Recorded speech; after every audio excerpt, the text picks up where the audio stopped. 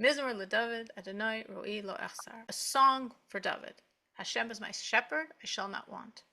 Benos Desha Yarbitzeni, Amei Menuchos Yinahaleni. On the lush meadows, he has me lie down. By the calm waters, he guides me. Nafshi Yeshovev, Yancheni B'magle Tzedek Leman Shemo. He restores my soul. He guides me on the paths of righteousness for the sake of his name. Gam ki elach begates hamaves lo irara ki ati madi shiftecha mishantecha hemi nachamuni. Even when I go in the valley of the shadow of death, I shall not fear evil, because you are with me. Your rod and your staff, they give me comfort. Tarach lefana shulchan neged sarai deshenta b'shem roshi kaiser revaya. Lay before me, set before me a table in front of my enemies. Anoint my head with oil. My cup flows over. Ach tov v'chesed yerdefuni kol yemei chayai v'shafti v'veis Adonai la'orach yamim. Only good and kindness should pursue me all the days of my life, and I will dwell in the house of Hashem for all of my days. We are up to Pasuk Dalet. In Pasuk Dalet, it says, and these verses are so strong, and of course they completely tie into the discussion we were just having. I fear no evil. That's what we need to know. Hashem is with me. Lo ira ra. I will not fear evil. So we're told that once a very devout person was alone in the middle of a very barren, foreboding wilderness, like a really scary place. And he just went to sleep there, went to sleep for the night. And then people asked him the next day, like, how did you do that? How are you alone in that place? Weren't you scared? There's very huge wild animals, like scary stuff going on there. How could you have been there? And he said, I was too ashamed before Hashem to be afraid of anything in the world but him, which is sort of similar to the Baal Shem Tov, that the Baal Shem Tov, he said he was taught by his father, fear God, not man. And of course, his father passed away when he was very young, but he always would go out into the forest himself as a young child. And people were like, how can you? You're a little child. How can you be in these forests? My father taught me, don't fear anything but Hashem. King David HaMelech is saying here, Hashem is with me. I fear no evil. Why do I fear no evil? Because my heart is so full of fear of Hashem. There's no room to fear anything else. This is a very powerful point, and I think it directly relates to what we were talking about before, right? As we were discussing current events. Do you see this as your fear of Hashem grows, your fear of man or of life or of the political scenario or for Israel lessens? Do you see a relationship between that? I do. You do, Shira? You've seen it over time? For sure. So things just aren't like, whatever, Hashem's going to take care of them. Sorry, my mute button didn't work.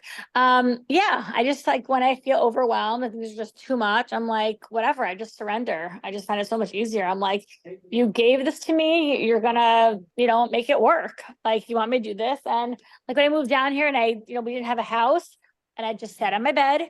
And like, you gave me all these children, like you told me, you want them to start school on time, you're gonna find me a house. And sure enough, the night before school started, literally bought a house in one day. We found it in the morning, moved in 10 p.m. It made no sense. Had some guy deliver 14 mattresses, had no kosher kitchen, no toilet paper, moved in. It was insane, but like, it worked. And I'm like, Hashem, I give up. I looked at the houses, I did my shah list. That was it. And like, it just worked out. And it's so much easier to go through life like that, where you just give up and give in and let him take over. I don't not give up. Give up.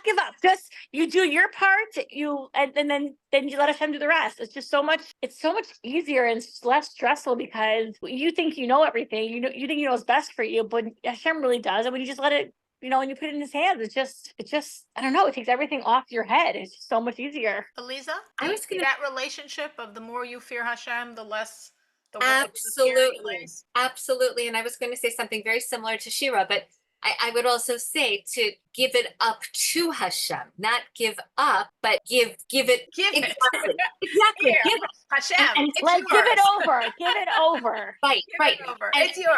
Hashem, but with the mindset, right to you, in your lap, off of mine. But with the mindset of, okay, Hashem, just as you're reaching your hands out, that my palms are face up to be makabel the situation, but not to hold the situation. All I can do is receive what you're giving me. I'm receiving the hidden blessing, or what I really like to be a revealed blessing within the challenge. I'm makabel completely the situation I'm in, and now I'm giving it to you because really it's all yours. I'm yours. The situation's yours. So really everything is yours. So why should I think that I'm even holding anything? And you're going to do a far better job than me of dealing with it. So yes, I That's Shira's yes. saying it, Eliza's saying it, and I think especially because we really were talking before about this idea of, the world today and different things going on, the political scenarios and different things on the horizon. And it's like, really,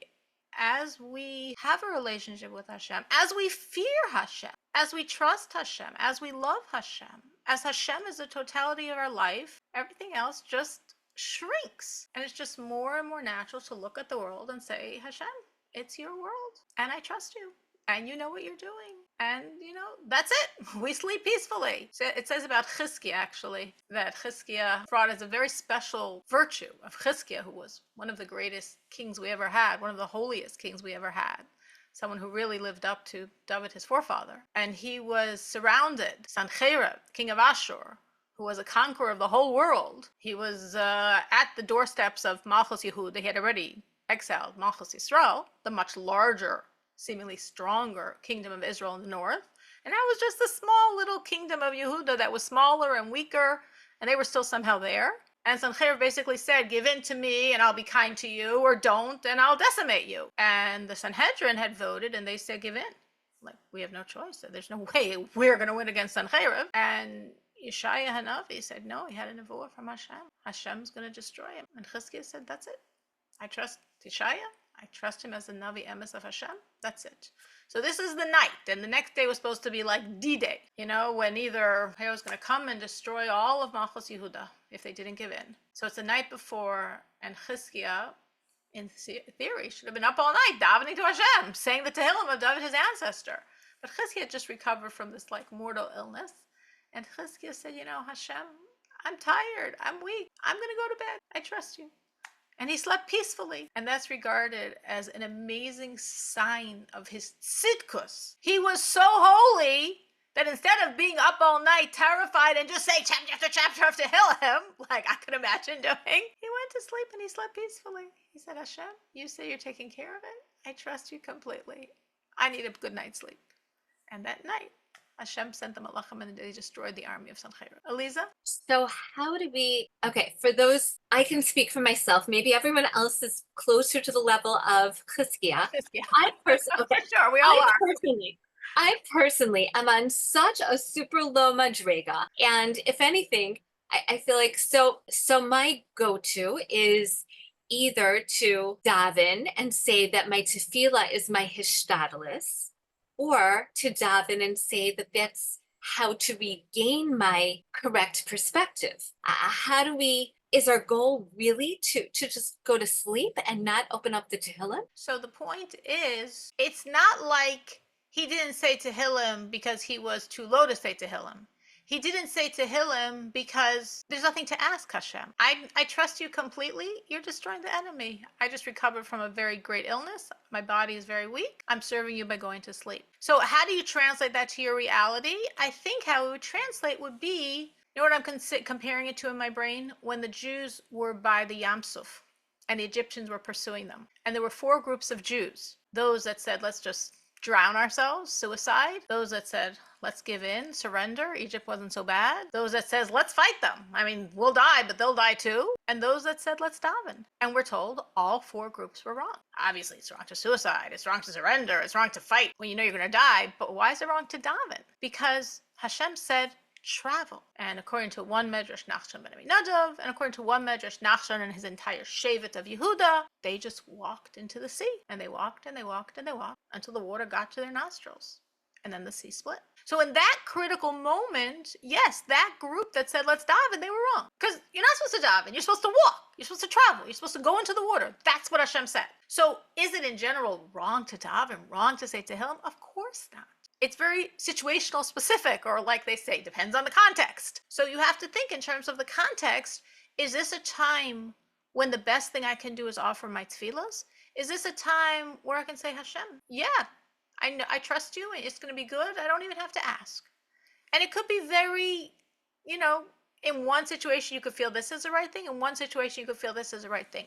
I highly doubt your davening would ever be considered wrong. But is it sometimes possible to say, you're saying, Hashem, it's in your hands, and those are great hands, and we're done. Like, I don't even have to ask anything more. Of course I say Tehillim. Of course I give tzedakah, but I don't have to be feverishly saying Tehillim and saying Tehillim and saying Tehillim. I know it's good. There's a quality in that. But it's fine. If you're saying, listen, I would not be able to discriminate, and I'm just going to keep saying Tehillim, that's a wonderful thing, and don't worry. It's good too. So then is our goal when we're saying Tehillim to say, I'm saying Tehillim, but to strive to simultaneously accept besimcha, whatever the situation is? Or different times. When you're saying Tehillim, you're saying it's a bakasha. I'm asking Hashem, this should be good. I'm asking Hashem for kindness and compassion. And when I close a Tehillim, I say, Hashem, I know you accepted my tefillas. I know it's good. So life is wonderful. I trust you. I did my part, and I davened, and I gave tzedakah, and I said Tehillim, and I took on a hachlata, I took on a Kabbalah, and I did everything I'm supposed to do that you want, and now I trust. And if I'm trusting, yeah, it's good to be besimcha.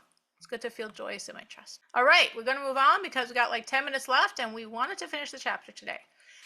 Continuing, the pasuk says, your stick, your rod, and your staff, they comfort me. So Rashi says the stick means afflictions. The staff means something you lean on. So that means your trust in Hashem's kindness.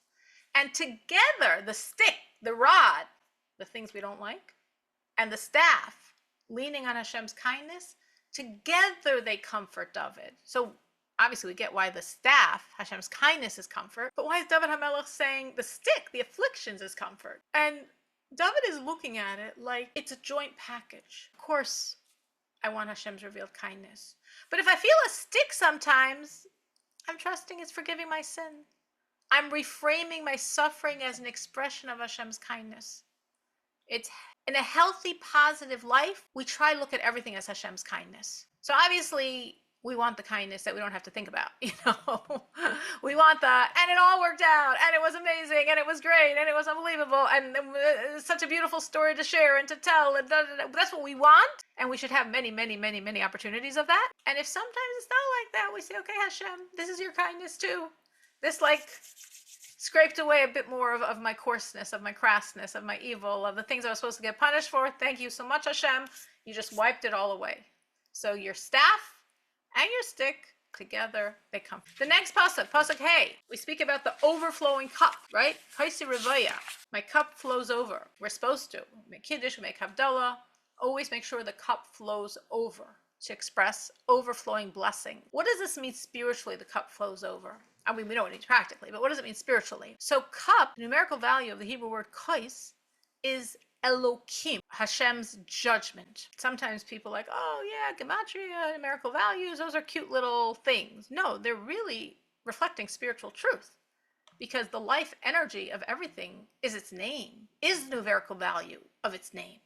So to say a numerical value means to say something very significant about the item, about the life, spiritual energy of the item.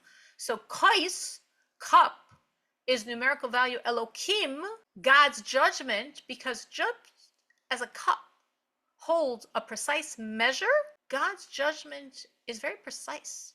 It demands very exact standards.